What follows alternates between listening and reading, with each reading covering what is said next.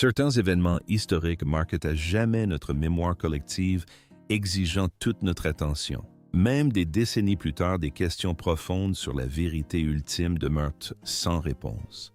La disparition tragique de la princesse Diana, une figure adulée non seulement en Grande-Bretagne mais dans le monde entier, reste l'une des tragédies les plus bouleversantes et inoubliables de notre époque. Ce terrible accident a non seulement bouleversé le monde, mais il a aussi déclenché un flot incessant de théories du complot qui continue d'alimenter les débats aujourd'hui. Malgré les innombrables articles de presse, enquêtes officielles et déclarations publiques qui ont inondé les médias pendant des années, un débat passionné persiste. On se demande encore, la mort soudaine de Diana et Dodi Al-Fayed était-elle un simple accident de la route ou le fruit d'un complot méticuleusement orchestré? À la fin de sa vie, le père de Dodi, le milliardaire Mohammed Al-Fayed, a fait une révélation stupéfiante qu'il gardait secrète depuis des décennies. C'était une déclaration destinée à déstabiliser même les critiques les plus virulents. Ces affirmations pouvaient-elles ébranler le récit établi de cette nuit fatidique ou n'étaient-elles qu'une nouvelle pièce d'un puzzle politique complexe impliquant la monarchie britannique et de puissants acteurs occultes? Tard dans la soirée du 30 et 1 août 1997, Paris devint le théâtre d'une catastrophe inimaginable. La princesse Diana, ex-épouse du prince Charles, et figure emblématique de l'élégance et de la philanthropie à l'échelle internationale, a péri dans un terrible accident de voiture sous le tunnel du pont de l'Alma, peu après avoir quitté l'hôtel Ritz. À ses côtés se trouvait son compagnon Dodi Al-Fayed, héritier du célèbre empire Harrods. Leur chauffeur Henry Paul a également trouvé la mort dans l'accident.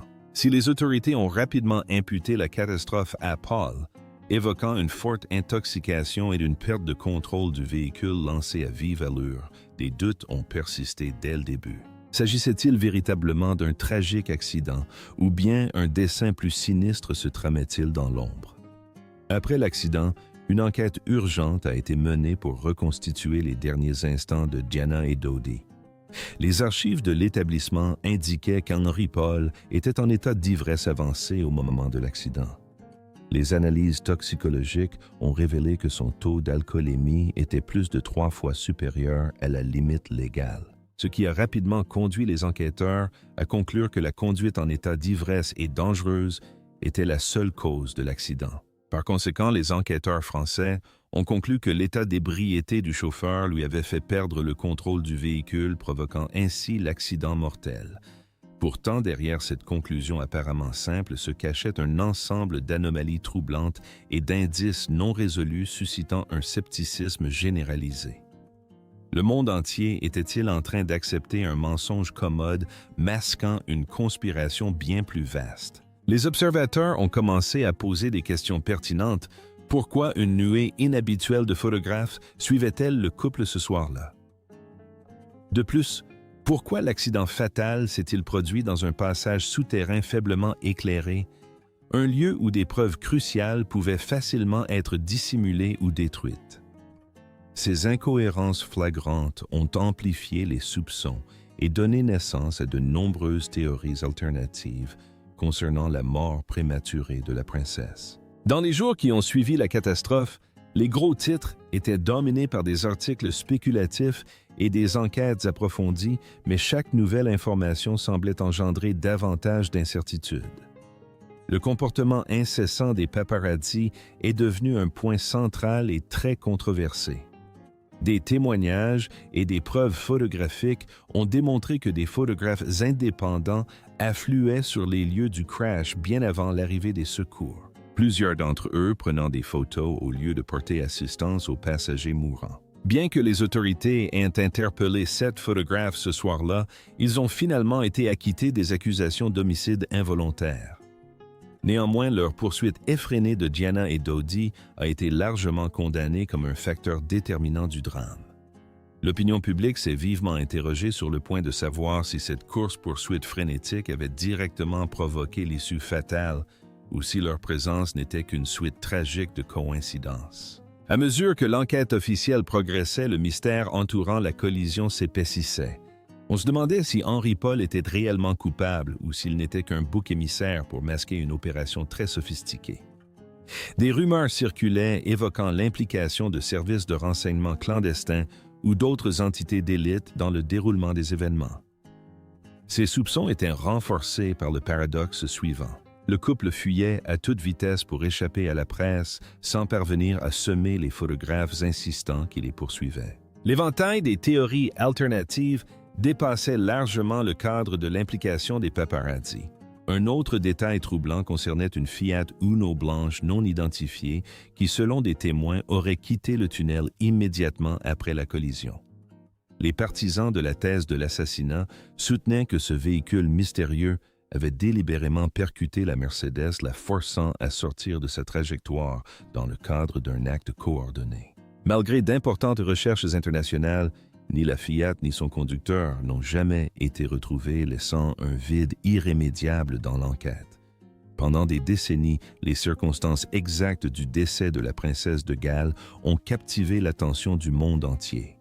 Sa disparition à seulement 36 ans, à l'aube d'une nouvelle ère prometteuse aux côtés de Dodi, a profondément marqué le paysage culturel du monde moderne. Si l'opinion générale a finalement considéré l'événement comme un mélange catastrophique de conduite en état d'ivresse et de harcèlement par les paparazzi, des incohérences flagrantes persistaient. S'agissait-il véritablement d'une tragédie aléatoire ou d'un assassinat savamment orchestré dans l'ombre? Mohamed Al-Fayed, le redoutable magnat des affaires et père endeuillé de Dodi, a consacré le reste de sa vie à déconstruire la version officielle. Dès le début, il a farouchement rejeté les explications des institutions concernant le crash catastrophique d'août 1997 à Paris. Pour Al-Fayed, il ne s'agissait pas d'un accident. C'était une exécution savamment orchestrée par des factions de l'élite désireuses d'étouffer la vérité. Malgré de multiples enquêtes gouvernementales et des données médico-légales irréfutables, le milliardaire refusa de céder, contestant sans cesse les conclusions officielles. Il demeurait fermement convaincu que ces morts étaient motivées par des raisons politiques impliquant directement la famille royale britannique dans le complot. Fort d'une immense fortune, d'une influence mondiale et d'une soif de vengeance inextinguible, Al-Fayed finança des enquêtes privées et des recours juridiques. Son objectif était de démasquer les instigateurs et les motivations occultes qu'il jugeait responsables de la tragédie. Au fil des années puis des décennies, sa croisade acharnée fit la une des journaux du monde entier et suscita un vif intérêt public. Il a catégoriquement qualifié l'accident de meurtre prémédité plutôt que de simple accident. Il a affirmé que Diana et Dodi avaient été éliminés par des institutions terrifiées par leur idylle naissante, une union qui menaçait de bouleverser l'ordre établi et les attentes de la monarchie britannique. L'attachement d'Al-Fayed à cette théorie s'est renforcé au fil du temps à mesure que de nouveaux indices, témoignages et révélations surprenantes apparaissaient. Les enquêtes institutionnelles ont finalement imputé la responsabilité à Henri Paul, affirmant que son état d'ébriété avancé avait entraîné des erreurs de conduite catastrophiques. Les analyses toxicologiques ont révélé un taux d'alcoolémie plus de 3 fois supérieur à la limite légale. En conséquence, la version officielle a fait peser l'entière responsabilité sur le jugement altéré du chauffeur au volant. Al-Fayed, cependant, a catégoriquement rejeté ces conclusions, arguant que les événements précédents étaient bien trop suspects pour être considérés comme un simple accident mortel dû à l'alcool au volant. Au fil du temps, ces accusations publiques sont devenues de plus en plus fermes et précises. Il a mis en lumière les circonstances étranges de l'accident, notamment l'afflux massif de photographes qui ont harcelé le couple de manière agressive juste avant l'impact fatal. L'important nombre de photographes présents selon Al-Fayed ne pouvait être le fruit d'un rassemblement spontané. Il suggérait plutôt qu'ils étaient les pions d'un complot malveillant de plus grande envergure visant à provoquer l'accident et à éliminer Diana et Dodi juste avant qu'ils n'annoncent publiquement leur fiançailles. Ces accusations allaient bien au-delà de simples photographes isolés et d'un chauffeur prétendument piégé. Il a pointé du doigt les plus hautes sphères de la société britannique, désignant explicitement la famille royale comme principale instigatrice. Al-Fayed a émis l'hypothèse que le cercle restreint de la monarchie était horrifié à l'idée que Diana épouse un musulman, craignant que cela ne nuise irrémédiablement au prestige international de la couronne. De plus, il a soutenu que le statut de Diana, à la fois adulé et incontrôlable, représentait une menace directe pour la hiérarchie royale établie. Par conséquent, la campagne médiatisée d'Al-Fayed pour la transparence n'a jamais faibli. En exigeant des enquêtes à répétition, il a veillé à ce que le destin tragique du couple reste au cœur du débat public, empêchant le monde d'oublier les anomalies de cette nuit-là. Pourtant, malgré une immense couverture médiatique et une large vague de sympathie publique, les autorités ont refusé de modifier leur conclusion initiale. Les autorités ont toujours soutenu qu'il n'existait aucune preuve concrète pour étayer les affirmations d'Al-Fayed, et l'hypothèse d'un complot visant à assassiner la famille royale a été systématiquement rejetée par les tribunaux.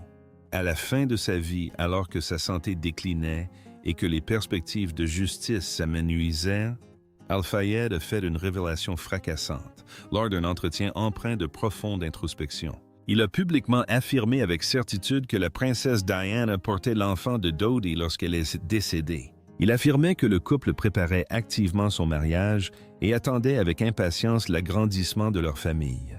Cette déclaration stupéfiante contredisait non seulement les rapports médicaux officiels, mais ajoutait également un élément explosif à la saga déjà complexe de son décès. Pour le père endeuillé, partager cette information était un acte profondément intime. Il s'agissait d'une ultime tentative désespérée pour faire entendre sa voix et mettre en lumière ce qu'il percevait comme une dissimulation monumentale. Après des années de lutte pour obtenir justice, cette révélation lui apparut comme une libération nécessaire du chagrin paralysant qui le hantait depuis 1997. L'annonce explosive que Diana et Dodi attendaient un enfant et se préparaient à se marier provoqua une onde de choc mondial. Tout en confortant Al-Fayed dans sa conviction que l'accident était un complot visant à le faire taire plutôt qu'un simple accident. Le moment choisi pour cette déclaration était particulièrement symbolique. Intervenant peu avant sa mort, elle marquait l'apogée de son combat acharné pour la transparence. Ses propos ont instantanément relancé les vifs débats autour du krach de 1997, redonnant vie à des théories du complot et à des spéculations publiques longtemps restées en sommeil. Si de nombreux critiques ont rejeté ces affirmations, les qualifiant de délire d'un père inconsolable, elles ont indéniablement mis en lumière les ambiguïtés persistantes qui planent encore sur l'une des tragédies les plus marquantes du XXe siècle. La campagne de Mohamed Al-Fayed ne s'est pas fondée uniquement sur des manifestations d'émotion liées à la perte de son fils et de la princesse. Il a avancé des arguments précis et des preuves circonstancielles pour contester les enquêtes officielles biaisées, insistant sur le fait qu'une tentative de dissimulation était en cours. Un élément central de sa défense reposait sur la conviction inébranlable que Henri-Paul ne pouvait être aussi incapable de conduire que le prétendaient les autorités françaises. Al-Fayed soutenait que Paul avait été stratégiquement désigné comme bouc émissaire contraint d'endosser l'entière responsabilité, tandis que les véritables responsables de l'accident restaient dans l'ombre. Il affirmait que les analyses sanguines du conducteur avaient tant été falsifiées ou exagérées pour servir un récit préétabli et commode. Soulignant les incohérences flagrantes des rapports médico-légaux, il affirma que les circonstances de l'accident étaient bien trop précises pour être dues à une simple intoxication alcoolique. Il était fermement convaincu que Paul avait été manipulé ce soir-là par des forces extérieures. De plus, il accusa la presse et les enquêteurs d'accepter et de promouvoir aveuglément la thèse du conducteur ivre afin de soustraire les véritables coupables à l'examen public. Un autre élément crucial de la théorie d'Al-Fayed était l'insaisissable Fiat Uno blanche. Plusieurs témoins ont confirmé avoir vu ce véhicule s'éloigner du tunnel en accélérant immédiatement après l'accident. Al-Fayed soutenait que cette voiture avait été utilisée pour percuter violemment la Mercedes, la dirigeant intentionnellement contre le pilier en béton afin de provoquer un décès. Comme la voiture et son conducteur sont restés introuvables malgré d'importants moyens internationaux et de nombreux témoignages, Al-Fayed considérait leur disparition comme la preuve irréfutable d'un assassinat commandité et réalisé par des professionnels. L'élément le plus troublant qu'il évoquait était sans doute une note manuscrite que Diana avait remise à son majordome de confiance, Paul Burrell, en 1995. Dans cette lettre, la princesse exprimait clairement sa terreur face au danger imminent qui pesait sur sa vie, prédisant notamment qu'un accident de voiture mortel serait orchestré contre elle. Elle y consignait sa profonde crainte d'une collision mise en scène pour l'éliminer. Al-Fayed s'appuya fortement sur ce document, affirmant qu'il prouvait que Diana était parfaitement consciente des forces obscures qui complotaient à sa mort, validant ainsi ses allégations d'assassinat. La découverte d'une lettre dans laquelle la princesse semblait prophétiser sa propre fin tragique fut profondément troublante et alimenta un débat public passionné. Pour Al-Fayed, il ne s'agissait pas des divagations paranoïaques d'une femme angoissée, mais d'une prémonition d'une précision terrifiante de la menace mortelle à laquelle elle était confrontée quotidiennement. Il interpréta cette lettre comme la confirmation définitive que Diana était une femme ciblée, prise au piège d'un complot mortel. Il affirmait que l'establishment britannique avait orchestré le complot pour se débarrasser de Diana, car sa liaison avec Dodi était perçue comme une atteinte catastrophique à l'image soigneusement construite du pays. Fort de cette conviction inébranlable, Mohamed Al-Fayed mobilisa ses immenses ressources financières et son influence sociale pour exiger sans relâche des investigations judiciaires approfondies.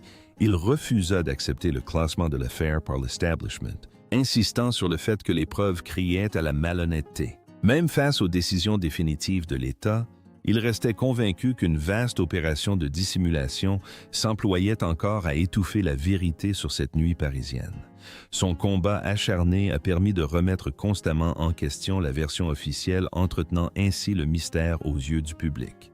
Pourtant, malgré ses efforts et de multiples enquêtes institutionnelles, les questions fondamentales entourant la tragédie restaient irrésolues pour beaucoup. Les médecins légistes ont formellement déclaré qu'il n'existait aucune preuve biologique corroborant les rumeurs de grossesse et des analyses sanguines approfondies ont formellement démenti cette allégation.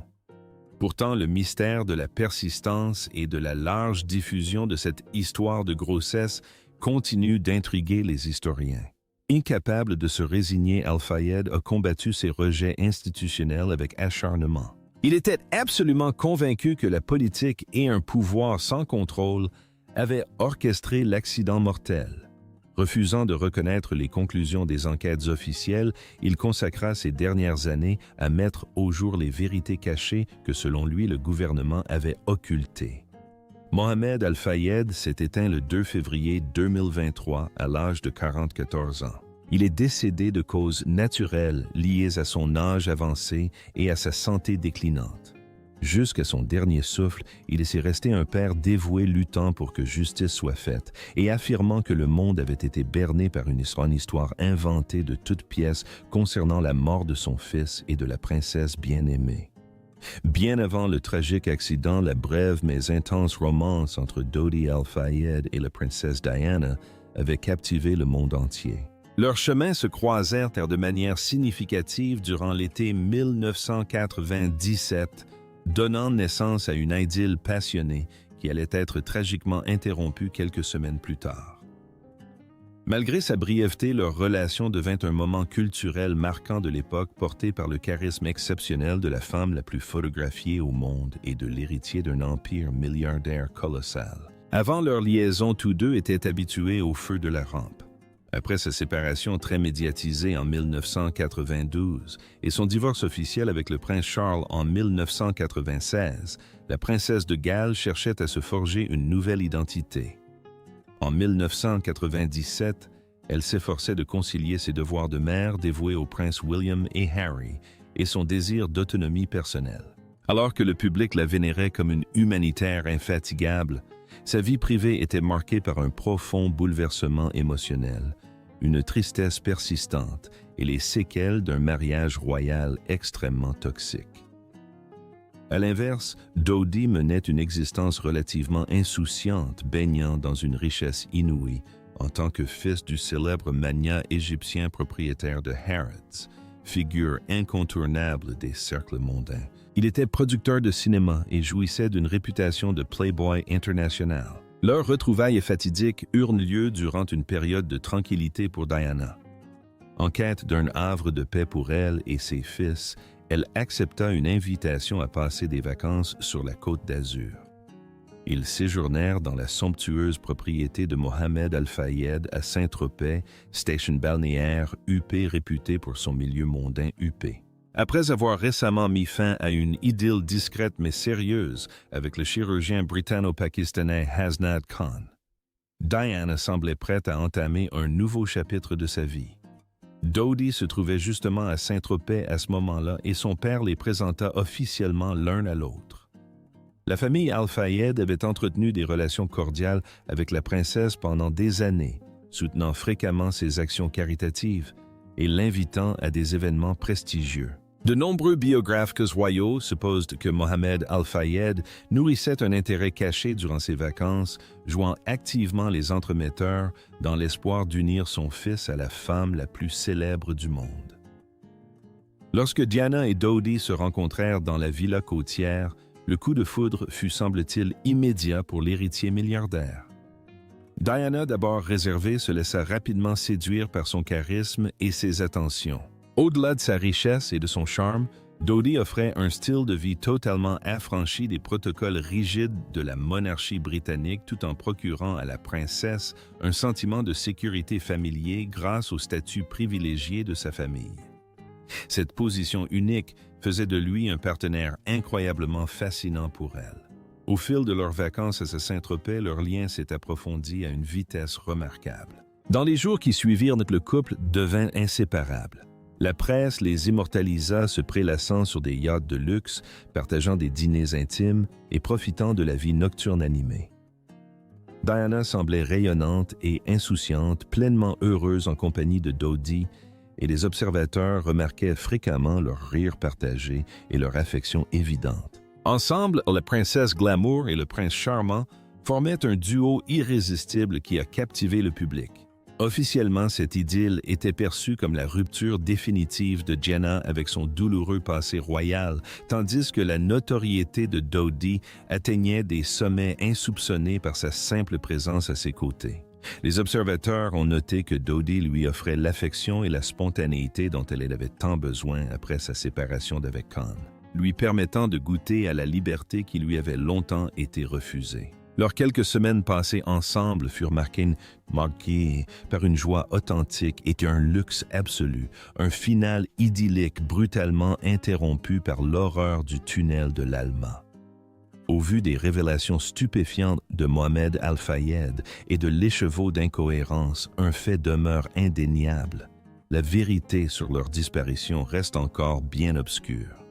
Quelles sont vos conclusions concernant cette tragédie, simple accident de la route ou une histoire plus sombre demeure-t-elle secrète? Partagez votre point de vue dans les commentaires ci-dessous.